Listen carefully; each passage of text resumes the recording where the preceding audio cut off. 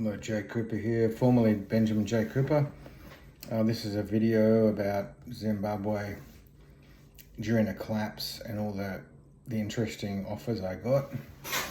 Not just mining, but these are the other offers that aren't just related to mining that I got. So during the currency collapse, everything was worthless pretty well. Like you could spend like $1,000 on one loaf of bread. I think it got up to the point where it was like $8,000 for half a loaf of bread. Like Zimbabwe money, not Australian money. So from that point, I rang up on the phone, was international calling from Australia, and I bought a ton of money. Like basically just a bag of money that weighs a ton full of money. Because I said, well, if the money goes back up, which I doubt it, but if it does, then I'll become a millionaire straight away. So that was the first tip I give anyone in a currency collapse, is to buy currency. But don't buy too much, because if you buy too much, it can become worthless. So countries like Africa in general and Russia have had these collapses before, where a currency crisis occurs and a financial crisis, and they change currency to another type of a note, where the previous note is now not in circulation. But in the times that they do go back up and it corrects itself, you can make a lot of money. So this is the Zimbabwe note here I have, that I've had since that time. I had about a ton of this money in a bag that was mailed to Australia for me. And they didn't do it like a digital transaction, because that's the way they did it. If you want currency, you have to fly it out of the country or post it out. So there wasn't that many suspicions in the airport, because it was express posted, and also they said this is a collapsed currency. Like, it's basically just a paper value, which is like about 0.0001.3 cents. So when I spent $1,000 in currency, which is about a ton, like it weighs like, probably like, not a ton, it didn't weigh a ton, but it weighs like about 100 kilos. So I got about 100 kilos worth of paper that I spent like $1,000 on. So literally like about 100 kilos, it's just paper with this on it. Says 50, there's 3, 6, 7, 8, 9, 10, 11, 12 zeros. So it's $50 trillion. So this is a $50 trillion note. So I became a trillionaire. In end of 2006, I became a trillionaire, and I had a whole bunch of Zimbabwe money. The offers that I got were not only to buy towns and mine sites, but I got offered to buy a tank. The tank was basically a certain amount of money in Zimbabwe money. In Australian money, it was about $300 to buy a tank, like a leopard tank. And they say, oh no, you're Australian, we'll have to buy petrol for like $20 as well. And he said, you can't take it out of the country, but if you want to come here, you can have it for $300, a leopard tank. And they also sell the mortars with them, like to blow stuff up for fun. If you want to, that's like another $50. And it has a machine gun with the bullets in it already.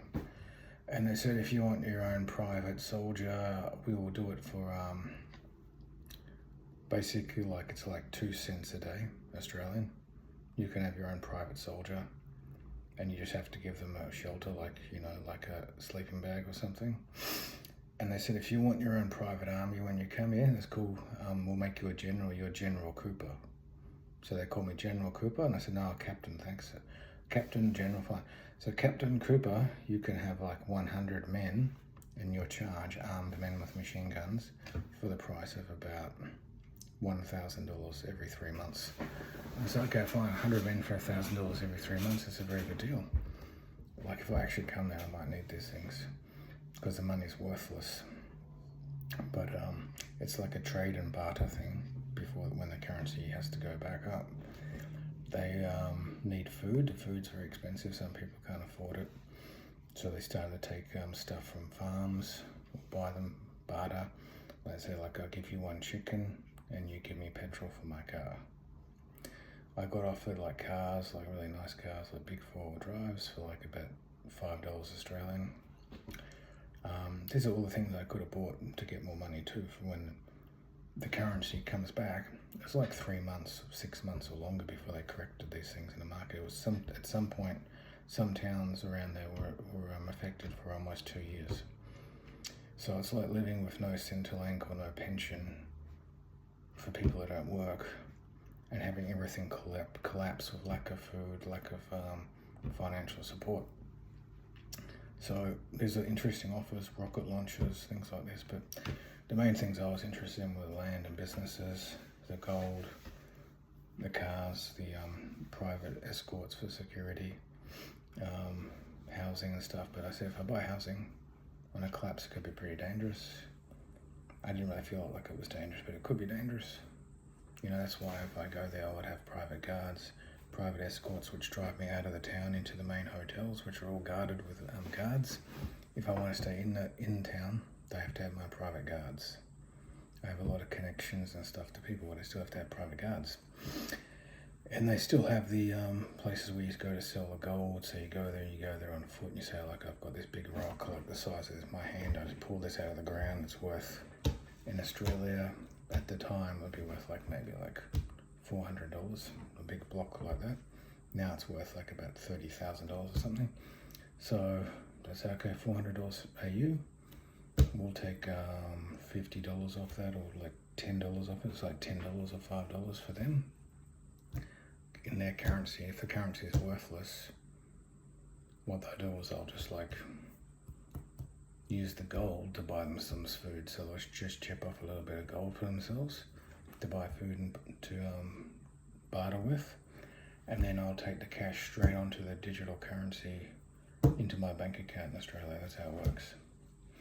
Because out there, it's a different currency. Even if you've got gold on you in a financial collapse, you can't do anything with it other than buy food, accommodation. You can only buy stuff with it. You can't like actually use the currency. No one will take it. No one will take the Zimbabwe currency. So you can only use stuff of value like diamonds and gold or barter. So that led me to having a lot of interesting choices, but I was in the middle of my university degree. I was about to finish my final year at university, my bachelor's degree. I'd also had movie offers, music offers, other things going on. The stock market was booming. I was doing a lot of share trades and winning on share trades. I had women that wanted to marry me. I had a job teaching English in Korea. Bill Gates wanted me to go over to America to work on cloud for Microsoft as I founded cloud. So all these things were happening at the same time. It's incredible, like 2006. And then I ran a car parts business in that financial collapse in 2008 for Asia. And Asia was cleaned out then as well as Zimbabwe. Asia was completely cleaned out.